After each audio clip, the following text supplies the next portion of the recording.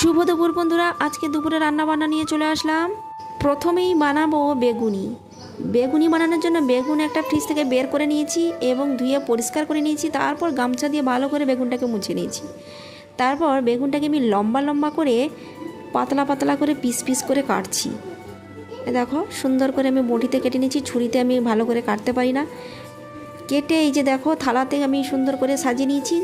ওপর থেকে লবণ এবং হলুদগুলো ছড়িয়ে দিয়ে ভালো করে আমি মেখে নিচ্ছি। বেগুনগুলোকে এরভাবে কেটে যদি নুন হলুদ দিয়ে মেখে রাখা হয় তাহলে সুন্দরভাবে নুন এবং হলুদটা ভালোভাবে প্রবেশ করে যাবে।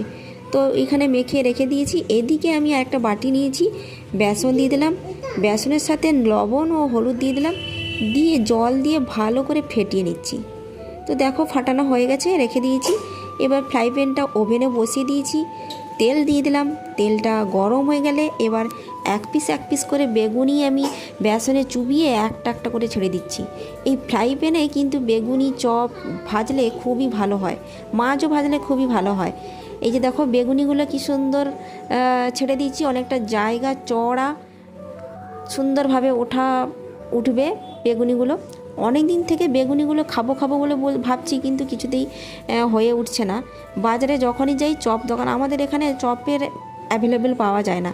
একটা মাসি বসে, সে কখনো বসে কখনো বসে না, এরকম একটা ব্যাপার। তো খেতে ইচ্ছা করে কিন্তু কিছু করার নেই।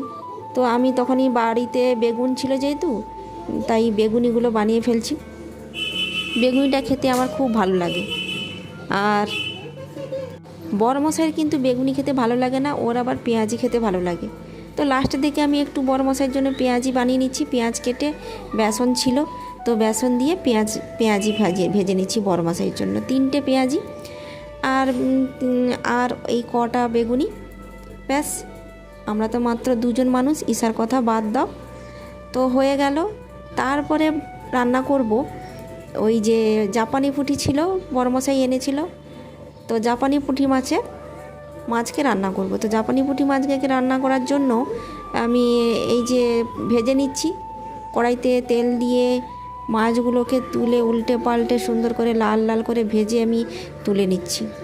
তো ওই কড়াইতে 5 ফোড়ন, পেঁয়াজ, আদা রসুন, টমেটো দিয়ে ভালো করে আরও মশলাগুলো দিয়ে, যেমন জিরে, ধনে, হলুদ গুঁড়ো, লঙ্কার গুঁড়ো দিয়ে ভালো করে কষে নিয়েছি। পেঁয়াজ টমেটো গলে গেছে, তারপরে আলু আর উচ্ছে দিয়ে ভালো করে নাড়াচাড়া করেছি। নাড়াচাড়া করার পর জল ঢেলে দিয়েছি। জলটা ফুটে উঠলে মাছগুলো একে একে দিয়ে